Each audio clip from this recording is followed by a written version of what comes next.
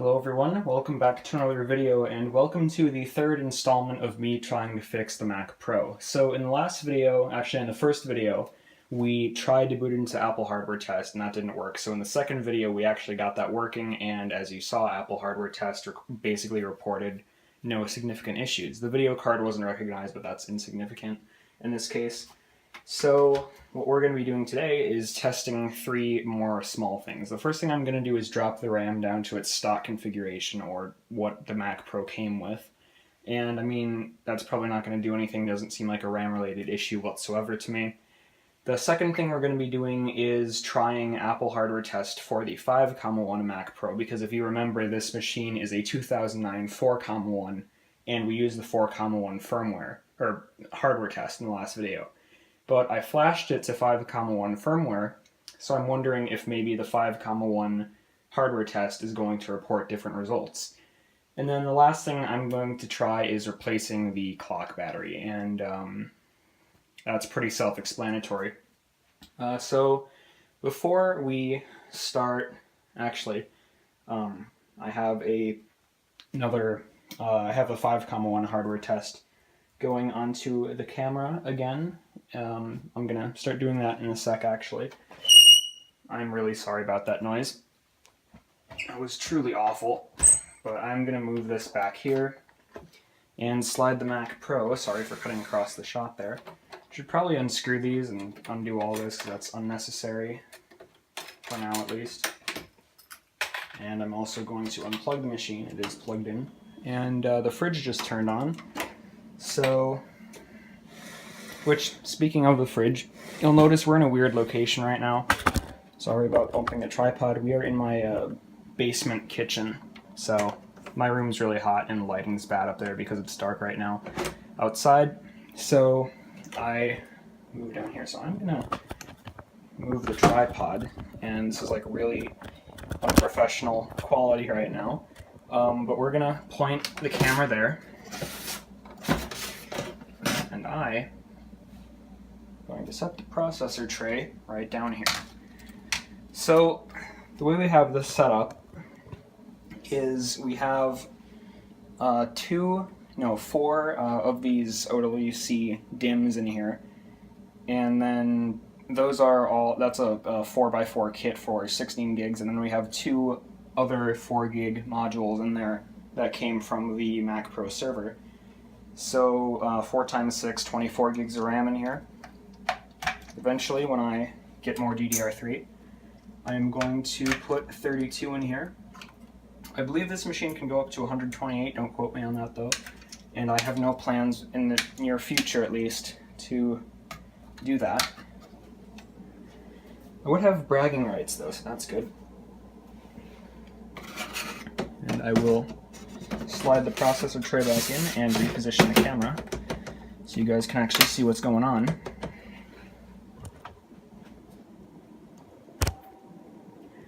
So I am just going to plug it in, and I guess it wouldn't hurt to at least plug the display cable in. It's using the same configuration as the last videos, if you're wondering. So yeah, there we go. Those are all plugged in. So I'm gonna just jump across the camera here and hit the power button. Let's hope it works. Okay, that's really interesting. It turned on first try.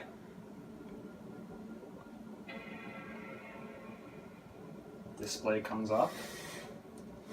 I'm going to move the machine over, and I'm gonna restart this a couple times because I just want to make sure. Yes, you might be able to hear the fan revving up on the graphics or on the PCIe. It does that from time to time. Fun fact in relation to that, I wrote get a battery notification. My phone was at 44%, now it's at 20, that's not good. Shout out to my clothes in the background, right? But behind the MacBook Air there, I have a 5-page report, basically. It's not for school or anything, it's not an assignment, but I just wrote it up today in the past couple days to help myself plan the testing of this machine basically and what I'm going to do to fix it. But I have like a very verbose 5-page report on what's been going on with the machine, and I'm probably going to put that into Google Docs and then put a link to the thing if you want to read it in the description of all the videos. So that's what that is. So you can see it actually booted up first try, which is good and bad, because good means the thing works, right?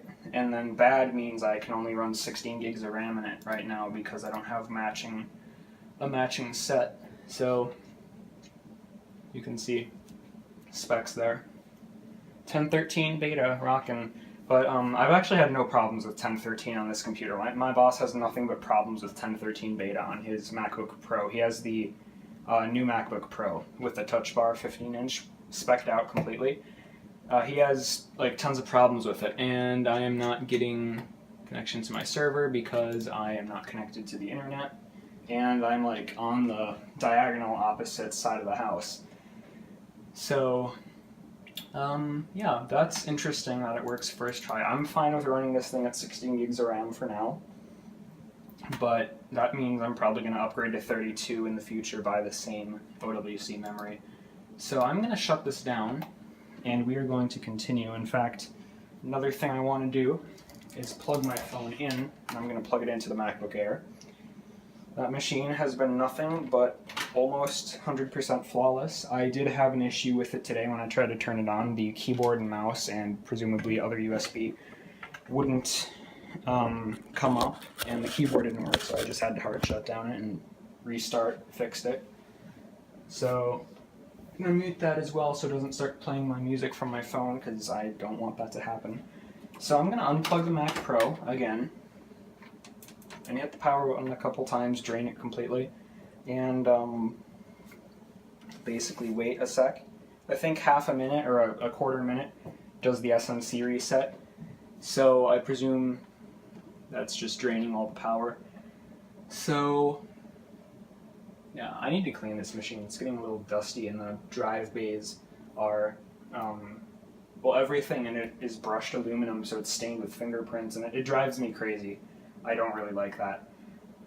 So I'm going to have to clean that. Maybe I'll do a video on it, but basically what I'm supposed to do is mix vinegar, water, cream of tartar, and something else, and apparently that'll help get the stains off the brushed aluminum. At least that's what the thing said, but I've tried like every other option with this, and I can't seem to make a tiny dent whatsoever. So yeah, let's go ahead and turn it on again.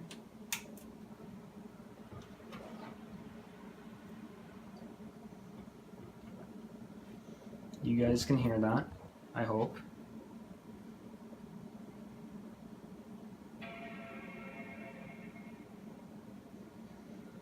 That's really interesting to me. I don't really believe it's the RAM, I'm going to be honest. I'm confused on that, because it does not seem at all like a RAM issue to me, and it recognizes the RAM. It's not running at the right speed. All the RAM in here is 1333, and it runs at 1066. But you see what's going on here. It's not misbehaving with power on issues. So let's go ahead and turn it off, and I'm going to pop in the RAM again and see what that does.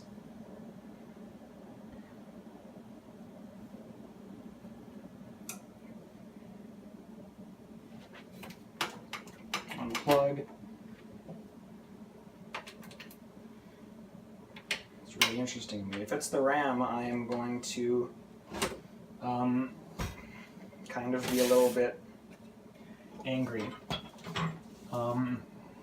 Yeah, because I did not think it was the RAM whatsoever. That's interesting. So off camera, you guys can't see what I'm doing because it's not. You guys would know what's going on. I'm gonna pop the RAM in. So basically everything that would say the RAM's not installed correctly, if it wasn't, said the RAM was installed correctly. I get a pop-up every time I install new RAM that says it's in the optimal configuration. So yeah, I don't know what's up with that, but apparently I'm doing it apparently everything is fine RAM-wise, but it's not. So yeah, that's interesting. But yeah, the RAM is back in the machine. Let's plug it in and turn it on. And it fires up right away. Shout out to you guys if you pointed this out. There's one other variable I forgot to mention. Right up there, you can see we have an optical drive installed. So I'm going to pull that out next.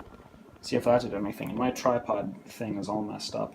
I need to build a new one because this one's falling apart. But basically I have a foam core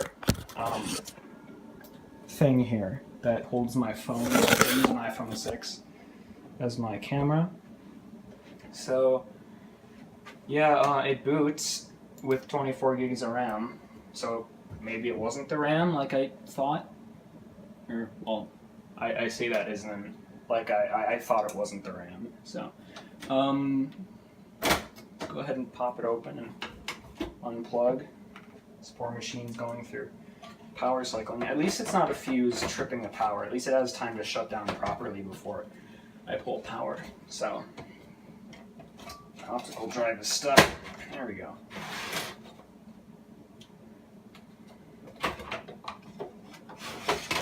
Maybe, and hopefully not. Maybe it's the SATA cables in here for the optical drive, because I did have those at a bad angle. So I'll keep an eye on that. Okay, so it turns on without the optical drive. Maybe the computer just didn't like me threatening drastic action such as power supply replacement, logic board replacement, because I was actually... The logic board on this, last time I checked, a logic board for this is like $930, so I'm not going to do that. Power supply replacement, I just take the one out of the Mac Pro server or replace, or fix this one rather. Say it's a blown cap, just desolder the cap, put a new one on, if it's not like corroded or anything. So I guess the next thing I'm going to try is pulling out the video card and putting in the video card and USB card, because that's the only thing I can think of changing. I'm going to pop the drive back in. So the RX 480 and the USB card are back in, and of course, if you remember back to the last clip, the RAM is back in, optical drive is there, etc. Okay, so it turns on. I freaked out just for a second there because the video card is so quiet. 5770 is not loud but audible. I didn't hear the system turn on. I saw the red light inside and the green light on the USB card, but I didn't hear it turn on until I looked closer at it, and the fans were running and everything. And what I'm going to do, I think, is take it all apart again, clean the contacts on everything with rubbing alcohol, stick it back together, just to be on the safe side. Yeah, so the machine fixed itself. You guys are probably going to question my logic unless you really understand what has been going on with this machine. I would much rather have the system work and know what the problem was or is than have the system work. You'll read the report that I wrote and I guess give me an idea of what you guys think it is and whatever, but it's back to some extent at least. Seems to be working just fine now. So I'm happy about that. I'm going to do some further testing off camera, probably leave it running overnight, which actually that's not a relevant test because it just stays on anyway, or has because of the issues it's been having. Yeah, I guess that's it. So thanks for watching, I hope you enjoyed, and I will see you in the next one.